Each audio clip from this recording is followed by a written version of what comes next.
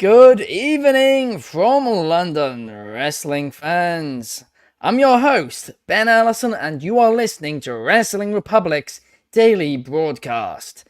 Your one-stop shop for professional wrestling, insight news and reviews on a daily basis. And today, it's Sunday. We've got a lot to talk about, and in case you haven't noticed by that botched intro, my voice is slightly gone, and the reason for that is because Arsenal beat Liverpool 3-1. The title race is back on, and I am delighted by it. But somebody who's not delighted is the entire of the internet wrestling community on Twitter, because this Cody Rhodes stuff, well, it's been trending ever since SmackDown, and hashtag We Want Cody has been trending now for the last 24 hours. It was number 1 last night in the United States. Right now, 3 of the top 10 trends are all to do with this Cody Rhodes Rock stuff.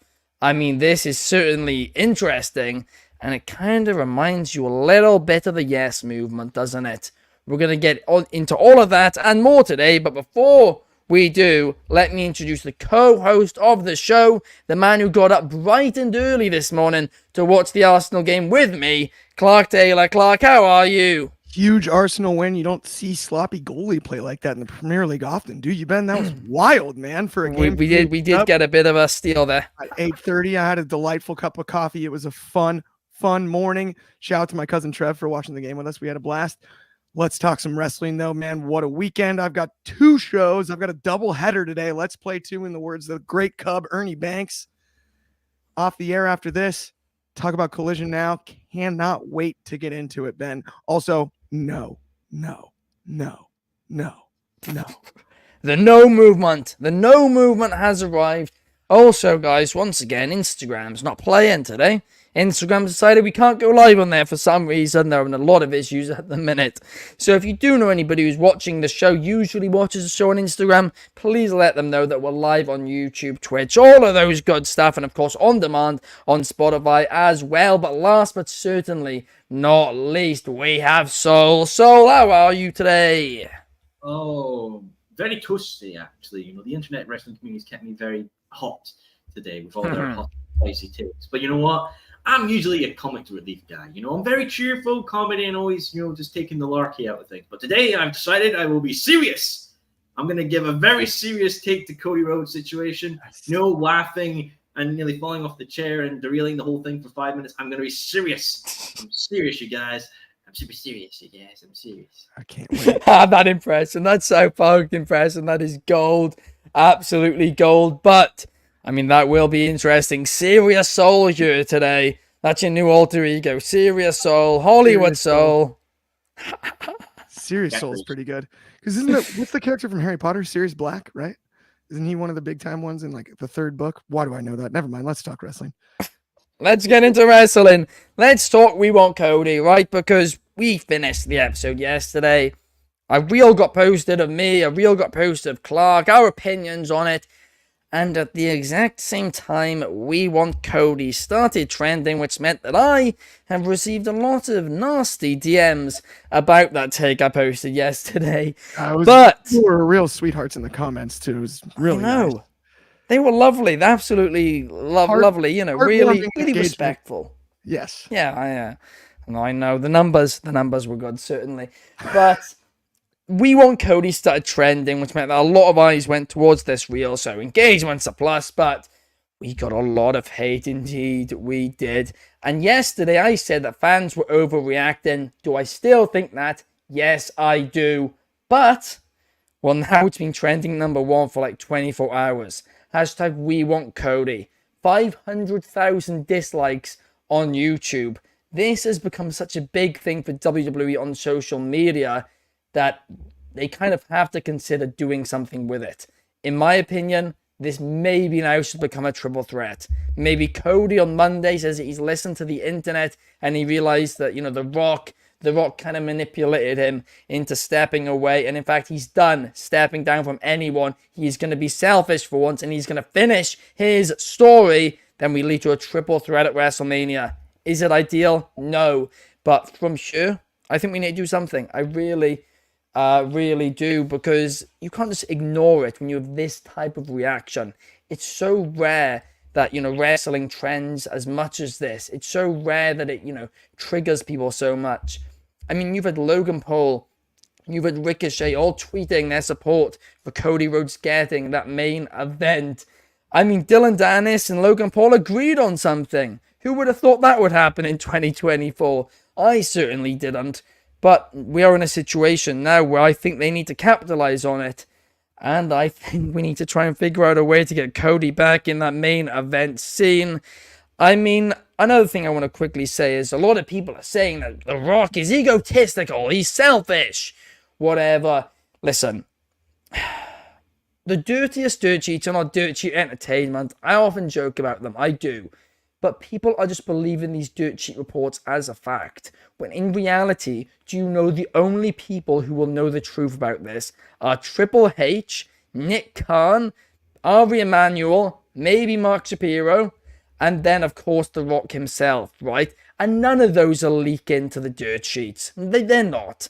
So you guys all believe in these dirt sheet reports, just no. Like, they're deliberately, trying to just get clicks on all of this. They're getting these reports of people in creative who are like, oh, why are the plans changed? Why are the plans changed? Oh, it must be The Rock. They're doing it off talent who are confused. And they're taking those bits of speculation from those talents and they're running with it as facts. They're running with it as a story, as gospel, when it's not, all right? So I want to just say this real quick, right? I think people are being a bit mean to The Rock. I don't think, I don't think he deserves all this abuse, to be honest with you. And, especially when you're accusing him of things that just the dirt sheets are saying. The dirt sheets. They call the dirt sheets for a reason. They're bed bugs. They don't wash their sheets, Clark. I find it comical. And, I spent a lot of time on the internet last night, and I've got to admit, I still don't care about what they did. I still don't care. It was great. I smell exactly what The Rock's cooking, and I cannot wait to eat healthy on night 2 main event of WrestleMania. That's what's going to happen. That's where we're at. Inside of the context of the show, Cody Rhodes gave it to The Rock. That's not egotistical. The Rock didn't ask for it. He said he had a discussion with Cody. Cody handed him the opportunity on a silver platter, shook his hand, introduced him in the segment. Everything else is just conjecture about what may or may not be happening backstage. Who talked who into this creatively? I don't know. Who wrote the script on your favorite sitcom? Is that what you do every week when you're watching Game of Thrones and you're like, dang it, man, I hate the writing on this week's episode? Well, sorry. The Red Wedding, a lot of people died. It happens. It's entertainment. Spoiler. And Cody lost his spot, man. He gave it up. He didn't even lose it. It's not like The Rock took it. It's not like he challenged him for it. No, he brought out a big old silver platter with his opportunity at Roman Reigns and goes, here, Rock, and deferred. Sometimes the best player passes the ball at the end of the game. That's life. And I'm excited for Rock and Roman Reigns. I am. And if Cody gets inserted as a triple threat, that's great. But then what do we do with Seth Rollins? There's a bunch of other questions. Well, I think the overreaction is the overreaction, and it will die down. I think there's less than a 0% chance we see The Rock getting booed in the way that other competitors who are being pushed over Bryan Danielson, Daniel Bryan, that comparison's been made 1,000 times now.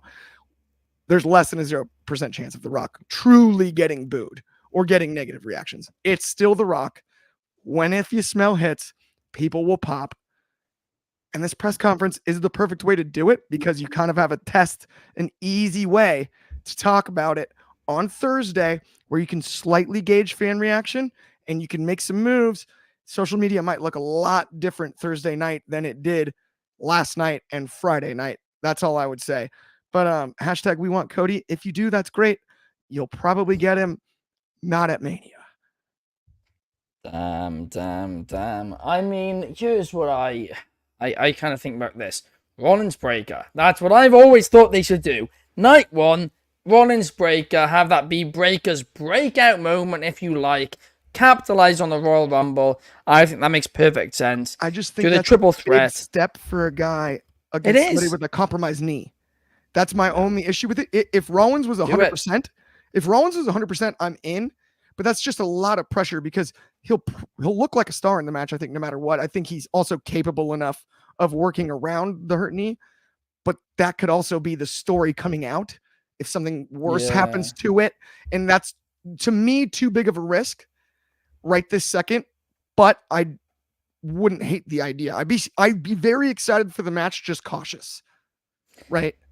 Yeah. I mean, here's the thing. That he's either going to need to get surgery after Mania, or he's going to continue. Right? I think So likely the first surgery. match back, like, I mean, if he does and he's taking 3 months out for, I mean, if you're just taking 2-3 months out to just let it heal, so you don't need surgery for one match, you might as well give your all in that one match. But so if you rip it off the bone, you can turn 3 into 8 months very quickly. And that's the only issue. If you rip the MCL off the bone, you can turn 3 into 8 really fast. And that's where my fear is. The familiarity of Cody, that's what makes the most sense about that half of this story anyway. If we're going to address the stuff that happens off screen. Yeah, I mean, that is, like, truthfully, Clark, like, what you're saying is, I mean, I basically broke it down on last night's show. Yeah. I said Priest was going to cash in on Cody Seth, and that was how they were going to protect Cody. That's blatantly what the plan was. It makes sense, it does, but it's not what people want to see. It's really not. And you said there's a 0% chance Rock gets booed. I don't agree with that. It'll be split. I think it'll be split at worst. Yes, at worst. I agree. I mean, not the reign of boos like on Batista or Roman in those years. I mean, not like unanimous booing. You might hear smatterings, right? Or like chants back and forth, a little bit more polarizing. I think you'd get that with Rock and Roman anyway. In Roman Reigns, we got it with Cody and Roman Reigns last year. The crowd wasn't directly split. Majority was rooting for Cody, but there was still that 20%, 25% maybe rooting for Roman Reigns, putting the ones up, wearing bloodline gear. Even more than you saw it with the Usos, but that did still exist. And Roman Reigns does have that kind of ability now with this run as a heel, where there is that portion of the crowd, and we've often seen it in the past. I mean, Triple H had that going against John Cena in the main event of WrestleMania, where a lot of the crowd was rooting for Triple H and made no sense. But it was still fine. And a split crowd isn't the worst. I mean, choose the thing though, Clark. I don't mean a split crowd like that. I mean a split crowd as in when The Rock comes out, people are cheering, he gets a big pop, and then as soon as he goes to start speaking, they start chanting, "We want Cody." You get about half the crowd doing that. I don't even think I think it's going to happen in any segment to do with it, because I don't think we're going to see The Rock on Friday night, but we are going to see Cody on Friday night. So they're going to be chanting, "We want Cody." Why would Cody be at SmackDown? Heyman, well, they announced him, which is the weirdest part about this. But they announced him on Friday too. It wasn't like they've only now announced him. They announced him back on Friday. That is funky. I think what they're doing is I think their plan genuinely was to have Cody and Heyman tell the story for Rock and Roman for the next few weeks until they decide to actually be on the show, Rock and Roman. So I think Cody was going to be doing double duty and telling his own story while also helping Rock tell his. And I think now if he comes out and starts cutting a promo for The Rock, I think we're going to very quickly find out why that's not a good idea. It's going to be interesting, though, and WWE have a history of capitalizing on these moments. They really do. So I think they might do it again, but Soul, I want to get your opinion on this. Absolutely. I want to get serious Soul's opinion on this one. What do you think about it? So, I am taking this as the viewpoint that I think you've kind of taken, but I don't think a lot of people are. I'm taking the viewpoint of the WWE itself, the business. If you look at, this year at the beginning of it, they had a very good starting point with the Netflix deal. A very big accomplishment and a really great thing for the future of the WWE. Rumble as well was great, but then the whole Vince situation, the whole Lesnar situation as well, and advertisers pulling out. The biggest thing from a business standpoint is not only a tarnished image, but losing a revenue source as well. that is a very serious blow. Now, this might have been a cause of that. It might have been a cause of Punk being injured and Seth and then losing plans with Lesnar. But this is a very shotgun moment. I think they've panicked and they thought, we have our biggest show of the year coming up. That's the one that usually the whole public is watching. They know it as the big one because it's WrestleMania. You may even just say wrestling to somebody, but you're immediately going to know what WrestleMania is. And they're going to think, there's going to be such a dark cloud over this. This could possibly be a low-income mania. We need something that is safe and big to get only a good source of revenue in, but a good public eye on. And that's why they went with Rock and Roll. Now, hardcore fans, of course, are not going to like it because it's deviating with the story. But sadly, I don't think WWE really cares with the story of this, of Rock and Roman. Honestly, I don't think they care. I think what they care about is quick influx of cash and quick influx of good positive reaction. Now, that's backfired now because everyone's now chanting, we want Cody. And look, the facts don't lie. Look at Steiner Math. It's a very good source of mathematics. Everything is not going in the right direction. You have it like public pages of over millions of followers on Twitter doing the we want Cody thing. You have current roster members like Ricochet doing it. You have current champions like Logan Paul doing it. You have common knowledgeable sites like IGN and Comic Book News are basically now going with the whole we want Cody thing. So even if they backfire and what they say go with a triple threat, I still think Cody Rhodes is tarnished by this because he looks silly.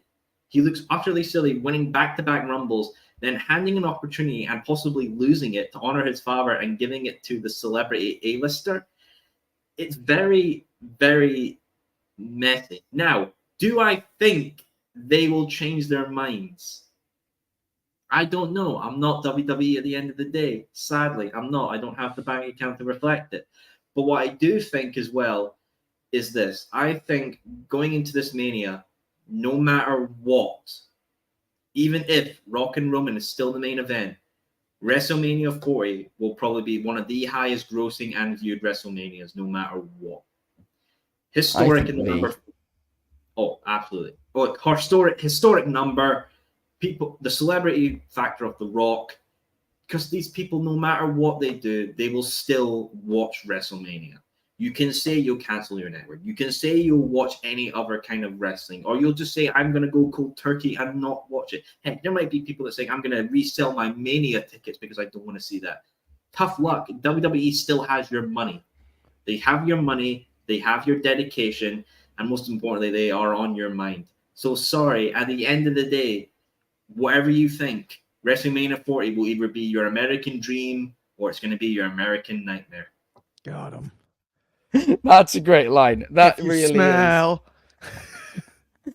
No, you nailed a lot of that. I mean, I think I wouldn't go as far as saying WWE don't care about the story, right? Because they do, but I think they firstly think from a business standpoint, and then they put people such as Triple H in charge to then, from what's best from a business perspective, sort that out into a good storyline. And I think that's now the job with Triple H has for the next few weeks. But yeah, the question is, will they flip it? Will they not? It's a new era. We know Vince used to, we say what we want about his booking, right? But Vince, if there was a big movement, he would change up plans. If there was, if he could capitalize on some momentum, he would do it. He did it countless times. And we'll have to wait and see now if this new regime does the same thing, where they do listen to the crowd. And of course, you've got a lot of moving parts in it, don't you? It's going to be a really interesting one. Certainly one with a lot of headlines. You got Bobby Petito in the comments. I hope you're having a great day as well, Bobby. Of course, guys, feel free to send in your comments because, of course, we're not live here on Instagram today because, well, Instagram just isn't happy. It's not happy that they didn't finish the story, I guess. That's my presumption about it. But let's move on. Let's move on to talk about AEW Collision, because AEW Collision opened, and I'm going to nitpick here for a minute, but it opened with Brian Keith already in the ring, something I hate. It established him to a casual viewer immediately as a jobber. And I don't mean casual viewer as in, casual view of wrestling. I mean a casual view of AEW. Basically, a WWE fan, right? They turn on the TV, they see this guy already in the ring, no entrance, they've probably not heard of him or seen him before, Bang, looks like a jobber, right? Not a great start, but once Eddie Kingston got to the ring, well, these two put on a banger of a bout. This is fantastic. This is the type of wrestling I want to see on a Saturday night. Give me more of it, if anything. This was really, really good. Eddie Kingston's title still feels completely and utterly pointless. I don't know what the difference is, is between the International, the TNT, the Continental. I don't understand the difference, but this match itself was absolutely phenomenal. Great way to open the show for sure. Only other complaint is I don't like the amount of people who are no-selling this backfist. I really, really don't. But Clark, what did you think about this? So I really loved this match. And it's funny, Brian Keith is one of those guys that I've seen, last year and a half-ish, almost, not quite year and a half, about last year. And stood out to me in a way where I was like, whoa, where did he come from? Looked it up. He's the same age as me, but hasn't been in the game for a super long time. Awesome athlete. Loved the in-ring psych of last night's match. The way he targeted Eddie's chin. It's one of my favorite parts. To your point about not selling that backfist, the Huracan, that bothers me too. But I really, really love this match. And while I agree with you on the starting in the ring thing, I thought it was made up for by the final segment where Eddie, of course, has Shivani interview Keith instead, and then they announce that he's all elite, which I thought was long deserved, and Brian Keith can go. I'm excited to see the Bounty Hunter in AEW, and this was quality wrestling. What more can you ask for than that? No, I do agree, and I do agree also that the final segment of it, wrapping it up, giving him giving him a deal that obviously made him look a lot better. But just like they could have seen that straight away and thought, oh, this is starting with a squash match, or I can go to the toilet for a minute or something like that. So that's what I mean. So that's the interesting part, though, is like I agree with you that it wasn't a good look to start, but I think it is kind of cool because he wasn't signed before the match. Like, oh, so he doesn't get the entrance Eddie does. Now that he's signed, we should have a pretty good entrance for him on the next one. And I don't mind that continuity wise. While in the singular moment, it's a little like, okay, wait a minute. Why is this guy just standing in the ring to start the show? I think it at least makes sense continuity wise, right? Yeah. He isn't signed to the company. Why would he have an entrance? And then now he is signed. And I think that was the story they were trying to tell inside of the match. So that's fair enough. Was it perfect? Would I have done it the exact same way? Probably not. I might have given him like a entrance with no pyro or something like that. So or even like a video package about him. Like, hey, I love my video packages. Yeah, I wouldn't have mind like a short video package. But at the end of the day, to me, I was able to justify it in my head because I didn't really actually think about it until you mentioned it when you're introing the segment. But to me, I was able to justify it because he's unsigned. So why, right? Like, why would he have an entrance? But the jobber thing is a line. I agree with you on that. That's sketchy, right? Yeah, no, it is. We got Pierce in the comments. Hello, Pierce. And Bobby Petito is saying that it's awesome that the bounty hunter Brian Keith is signed with AEW. Oh, shout out both Pierce and Bobby. I didn't know how I felt about this, his attire when he first debuted, and now I love it. Now I really, really do. I think this guy's got a great look. It's fantastic. But let's now move on, to talk about, well, another good match, I think it's safe to say, and that is Hechicero versus Bryan Danielson. I mean, listen, I'm not going to lie.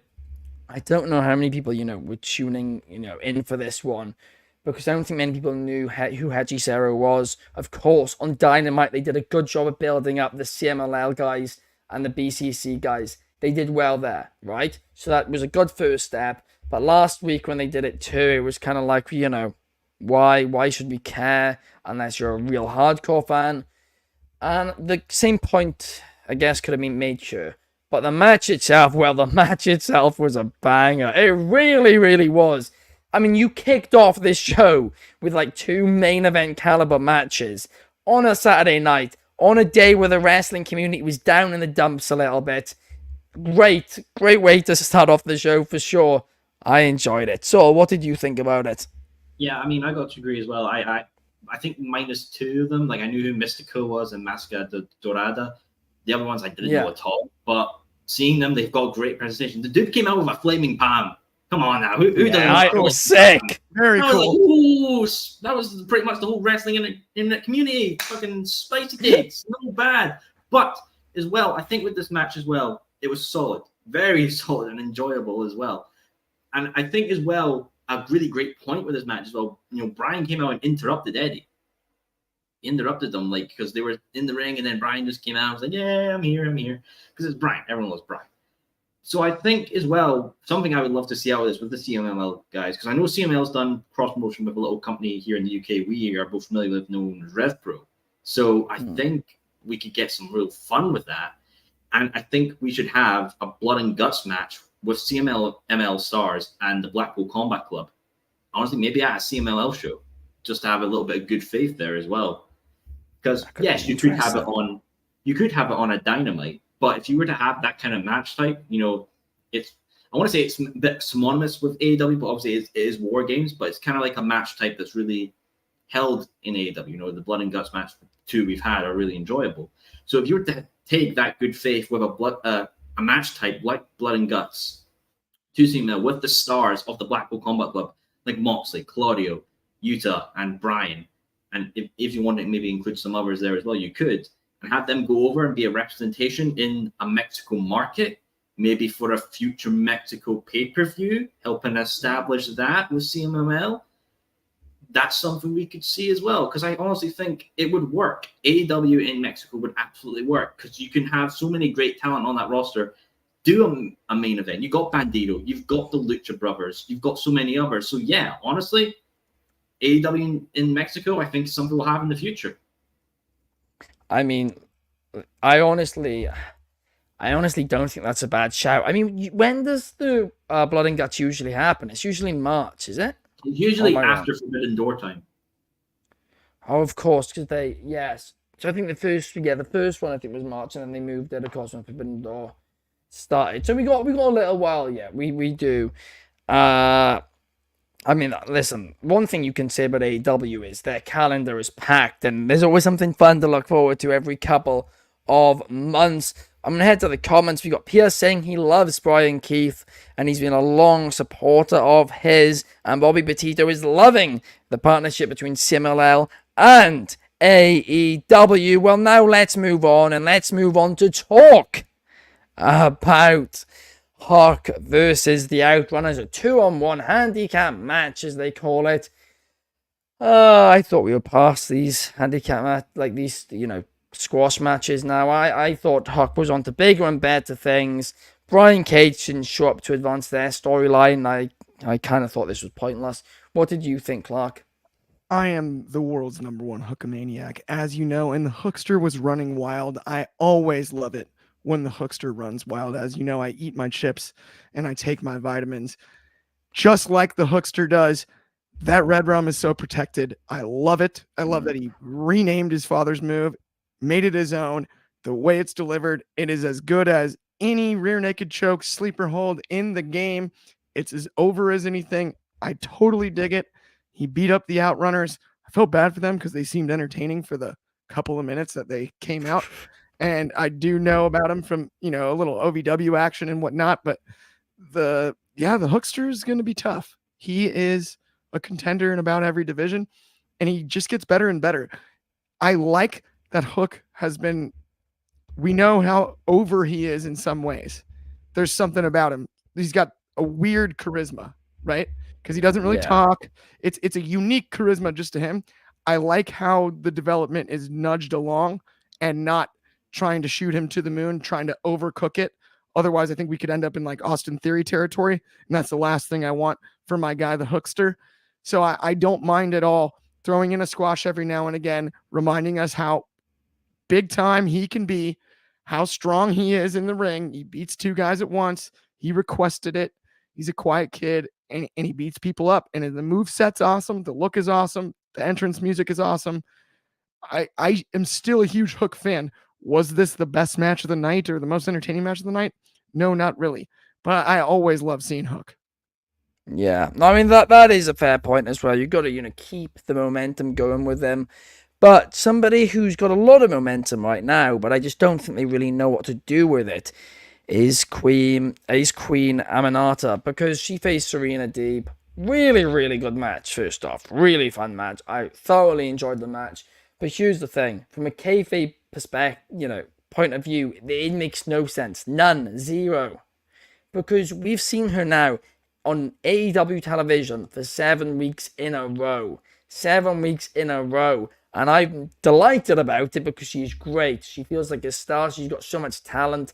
But my issue with it is that she's been on 7 weeks in a row and she's 0-7. I mean, that's just not on. Like, you're saying you're more of a sports-based product and you keep giving somebody an opportunity for 7 weeks in a row when they've lost for 7 weeks in a row. You don't see somebody in UFC 0-7, do you? I really don't understand this one. I feel like they should have just given her a couple of wins, like in between. It wouldn't even be as bad if it was 2-7, but 0-7, that's just brutal. I mean, Saul, what do you think?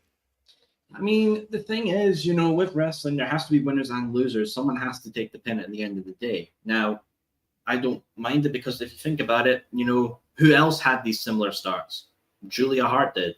So did Sky Blue, and look at them now. So yes, it's a bad starting point, but doesn't mean it can't be course corrected in future time. And Queen Aminata's a good friend of Sky Blue. You can see on the Instagram, they're very buddy. So maybe that could be something down the line they could capitalize on. Maybe a friendship rivalry or a friendship tag team. The Queen versus the Emo Blue or something like that. We could get something out of this. As well, I got to talk about Deeb as well. I've always been a big fan of Deeb. Really like Deeb. When she came in with the NWA Women's Championship on the pandemic era, doing stuff as well, and then had the great matches with Jamie Hayter and Thunder Rosa she's done. She is truly great. I really hope Deeb can get a championship by the end of the year. Honestly, even the TBS, to have like the Scholar go against the young punk kid in Julia Hart and dethrone her, I wouldn't mind that. To then maybe have Sky Blue dethrone Deeb, and then a rivalry between Julia Hart and Sky Blue. That's something we could go with. But honestly, with Queen Aminata, time will tell. Just, give it time. Yeah. No, by the way, I think she's got the talent, and I do think they can, well, like you said, they can, do a lot with her long term. That's not an issue. It's just short term. Like, why is she getting these opportunities if she keeps losing? If you're saying that the rankings matter, but who knows? She's not getting title shots at least, right? So it's not that level. And I agree with Bobby. She's great. She really is. I think we're unanimously in agreement about that one. But now let's move on. Let's talk about the main event on Collision last night, and of course that was the patriarchy. The Father of the Year, Christian Cage, taking his son, Nick Wayne, into the main event. Right, that's how good of a guy, how charitable of a guy Christian Cage is. He took his son all the way into the main event, Nick Wayne, along with Kill Switch as well. And they faced off against FTR and Daniel Garcia. And jokes aside, why? Like, why was this match on? Like, it was a really good match. Really solid main event match. But, like, why? Like, you have so many people in this ring who are great storytellers. And you didn't tell a story before the match. Like, I mean, usually I have a go at them for throwing together a story on Rampage. Or throwing together a story 1 week early and then doing it.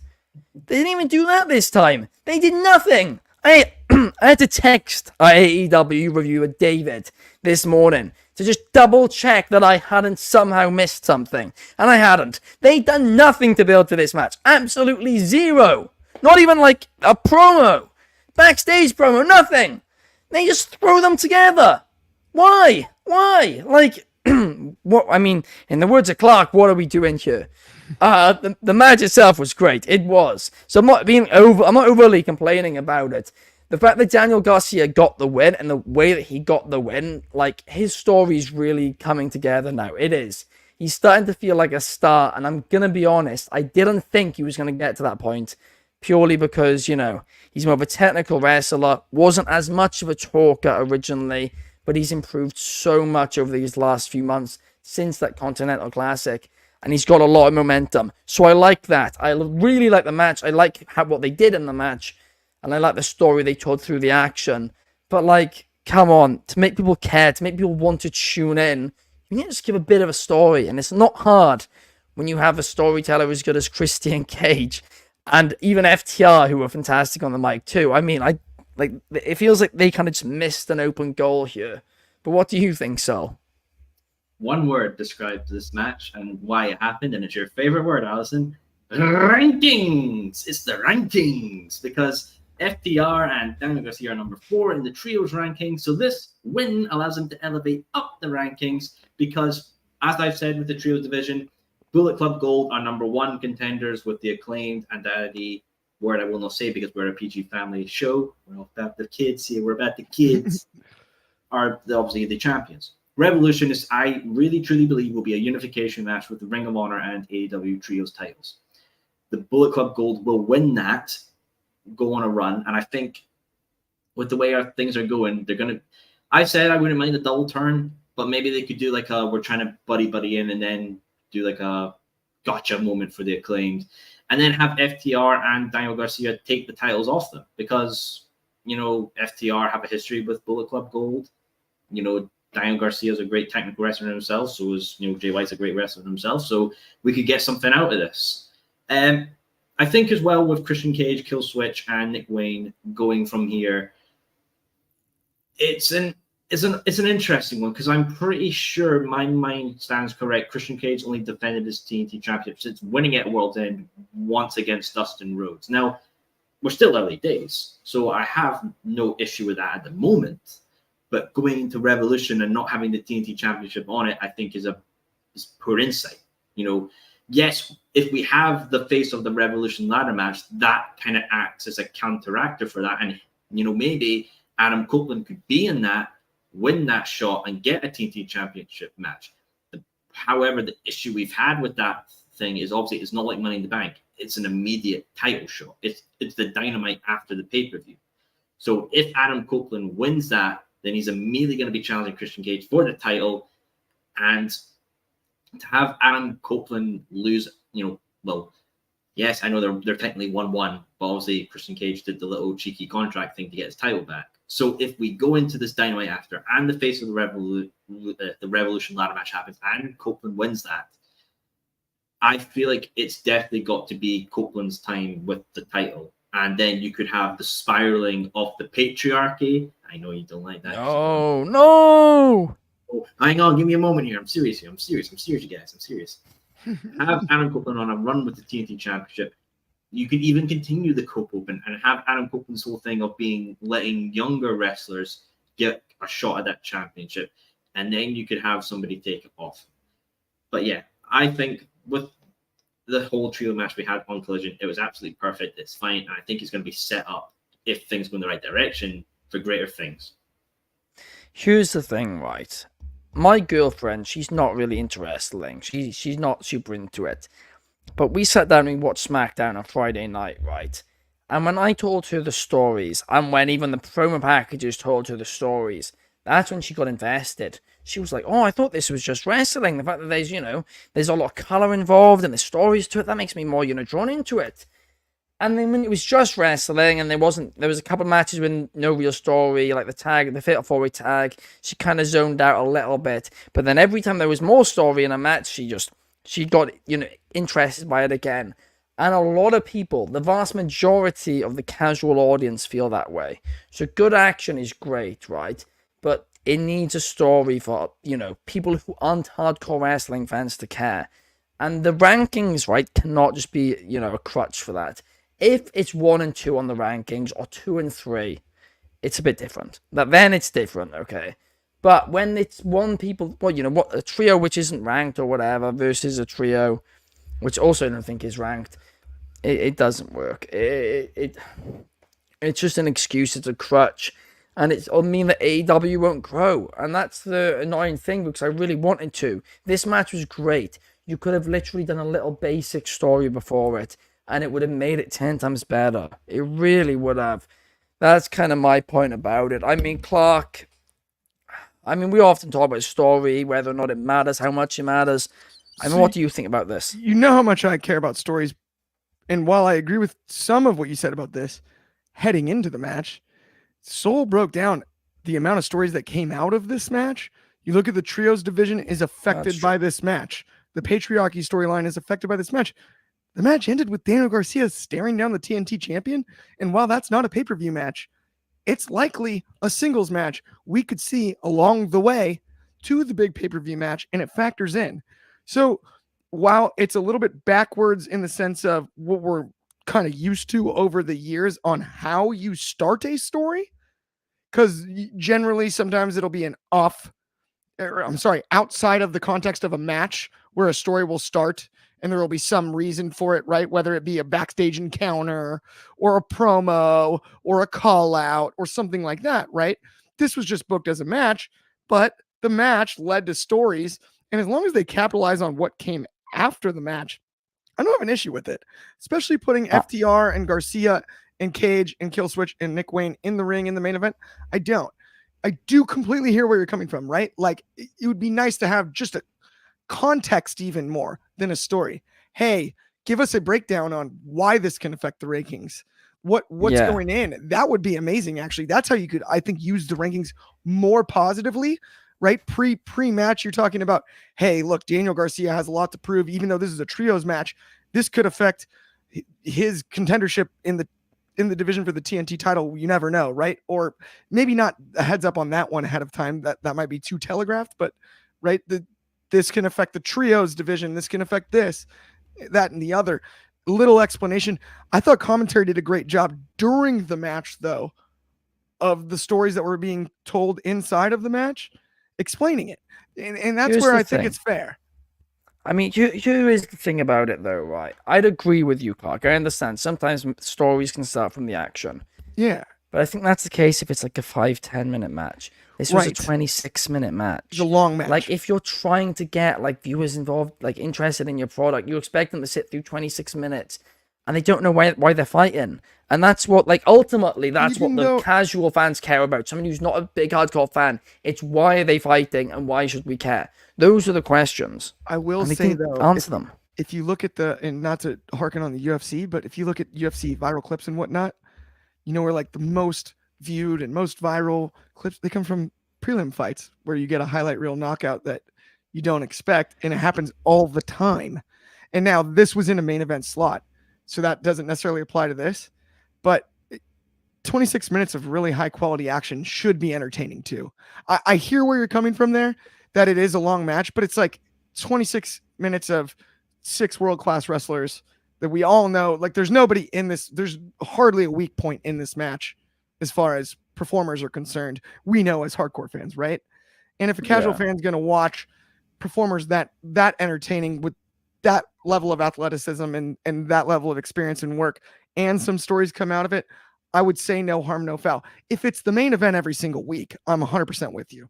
That should not be the case, right? Not every week, but in this scenario, it made sense. And not only that, the way Christian has carried the TNT championship, I think, is so important to AEW right now. Just putting him in there, we forget. It's almost not that we undervalue Christian, but because I think of the addition of Adam Copeland, because of a lot of what happened you think back since September, there's been roster turnover in AEW in a way we haven't seen in a long time, right? Like, I mean, there's been some serious stuff, and to have Christian Cage in your main event, to have FTR, 2 of your biggest stars, it's fair to me. Now, I get where you're coming from, though. If it's every week, too often. But this one I was cool with, especially because the match itself did at least deliver advancement in various stories. No, you are right. You are right. And you brought up MMA, and that's a good point, you know. Like, if it's good action, then that will do well in itself. But at the same time, promotions why do people watch wrestling over UFC? And there's a lot of reasons, right? This is just simplified, but the number one is story. That is the big thing, story. Now, that's not the only one, and also you can have stories in MMA as well, obviously. But But in general, that's the reason. And if you're missing the story completely like this one was, that's when I have an issue. But that brings us to the end of the show, guys. I mean, Collision was a lot of fun. We want Cody. Oh, it's a lot of fun on social media right now as well. But that brings us to the end of this show. Thank you guys so much for commenting. If you did enjoy on YouTube, please like and subscribe. If you're on Spotify on demand, please give us a cheeky 5 stars. We appreciate them so much. We'll be back here tomorrow for Mailbag Monday. So send in your mail, right? Instagram stories. Send us in some, questions, right? Tonight, if you don't have plans, you do now. Off the air, immediately following NXT Vengeance Day. Sorry, I didn't mean to cut you off, Ben, but I did want to get that in. Immediately following NXT Vengeance Day, me, Drizzy, Shad, as usual, we're breaking the whole thing down. It's going to be excellent. Please tune in. We'll talk to everybody then. But go ahead, Ben. Sorry. Absolutely. I almost forgot about that, so thank you for reminding me. Off the air tonight, Fallen Vengeance Day. Watch it. If you're not, you're missing out. Those shows are hilarious. Thank you to Clark. Thank you to Soul. See you guys tomorrow. Peace.